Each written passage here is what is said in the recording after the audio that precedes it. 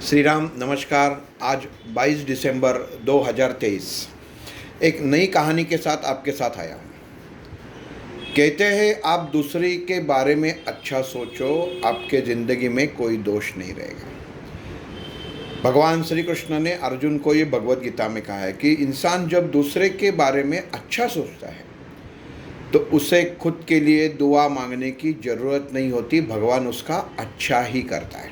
चलो कहानी सुनाता हूँ। एक आदमी था जिसने अपने रिटायरमेंट के बाद गांव में एक घर खरीदा। जैसे उसका बचपन से सपना था कि एक अच्छा सा घर हो, घर के आजू बाजू में पेड़ हो, बहुत बड़ा जगह हो। ऐसा जगह उसको घर मिल जाता है। वो घर के पीछे एक बड़ा आम का पेड़ रहता है जिसको अच्छे अच्छे आम आते हैं। तो दोस्त बोलते हैं कि भाई देख, जिसने भी तुमको बेचा है वो इतना बेवकूफ़ तो नहीं रहेगा कि इतने अच्छे आम वाला वृक्ष है और इतने कम कीमत में तुमको घर बेच दिया। तू एक काम कर, तू वास्तु दोष वालों को वो घर दिखा दे। शायद कोई अगर दोष रहा तो तू जो रह रहा है तुम्हें कुछ तकलीफ ना हो। ये आदमी बोलता है कि ठीक है, दोस्तों की बात सुन लेता है और देखता है कि कौन अच्छा वास्तु देखता है। और वो हिसाब से उसको पता चलता है कि दूसरे गांव में एक वास्तु जो देखता है वो अच्छा बंदा है, कि बहुत फेमस है, प्रसिद्ध है। तो उसे वो संपर्क करता है, फ़ोन करता है और बोलता है कि ऐसा ऐसा मैं रहता हूँ, घर लिया हुआ है, तो मैं आपको वास्तु दिखाना चाहता हूँ। तो जो वास्तु तज्ञ होता है वो बोलता है कि ठीक है, लेकिन शर्त यह है कि आपको मुझे लेने के लिए आना पड़ेगा, मैं खुद अकेले नहीं आऊँगा। बोलता है ठीक है, कोई बात नहीं, मेरे पास गाड़ी है, कार है, मैं लेके आता हूँ।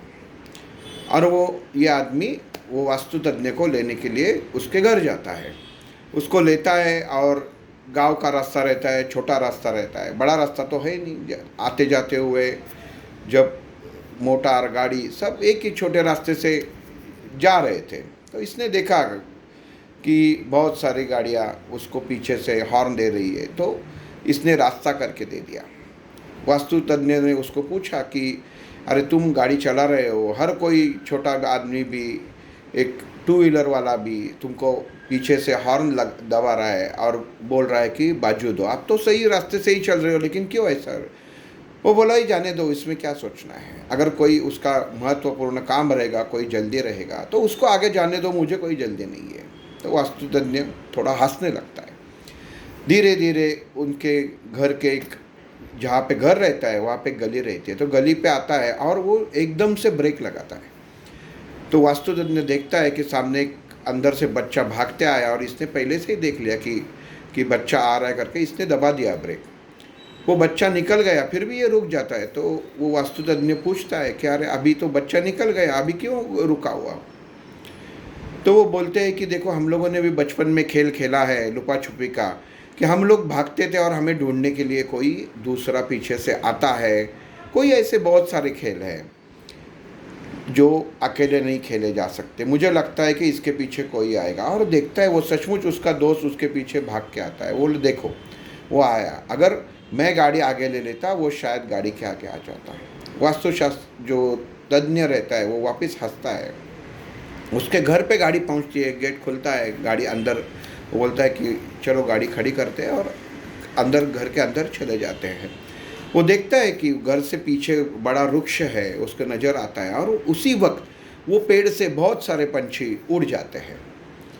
तो वास्तुतज्ञ बोलता है चलो हम लोग पहले वो पेड़ देख के आते हैं जहाँ पे मैंने सुना है अच्छे आम लगते हैं। वो बोले नहीं, रुको ज़रा थोड़ा, हम लोग अभी नहीं जाएंगे। वो बोलता क्यों, पहले वहाँ से शुरू करते हैं। बोले नहीं, ये देखा आपने, वो पंछी उड़ गए, इसका मतलब है शायद कोई बच्चे, आजू बाजू के बच्चे हैं, वो कभी कभी आम चुराने के लिए आ जाते हैं और मुझे लगता है कि कोई आया हुआ है, वो आम तोड़ रहा है, वो और निकाल रहे हैं। तो मैं नहीं चाहता कि हम लोग जाए और वो घबरा जाए, और घबराहट में वो अगर कूद जाते हैं वृक्ष से तो उनको वो जख्मी हो सकते हैं, उनको हाथ पाँव टूट सकते हैं। तो उनको आम लेके जाने दो, कोई बात नहीं, हम लोग 5 मिनट के बाद जाएंगे।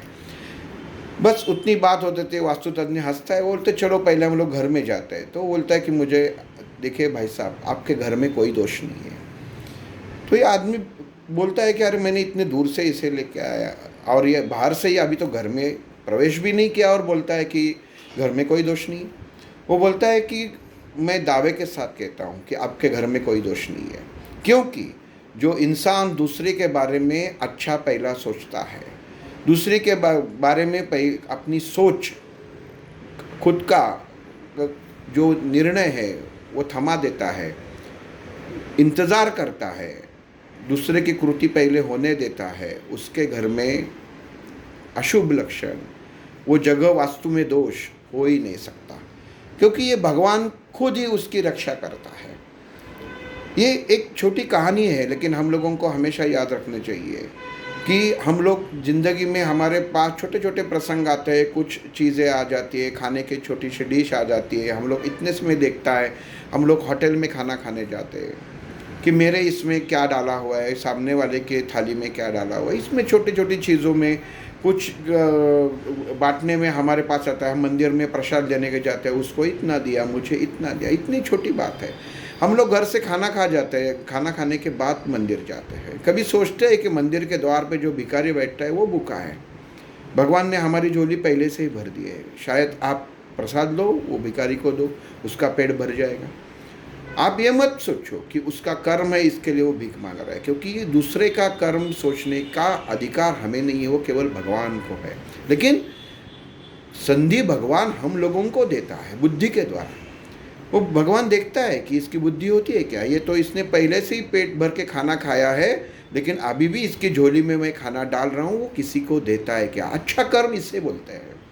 तो हमेशा याद रखिए कि अच्छा कर्म कीजिए, दूसरे के बारे में पहला सोचिए और अच्छा सोचिए, क्योंकि ये सोच आपको वो बना देगी कि भगवान को खुद आपके घर का, आपके द्वार का, आपके परिवार का ख्याल रखना पड़ता है, और भगवान रखता है। ऐसे भगवान श्री कृष्ण ने भगवद गीता में कहा है। श्री राम।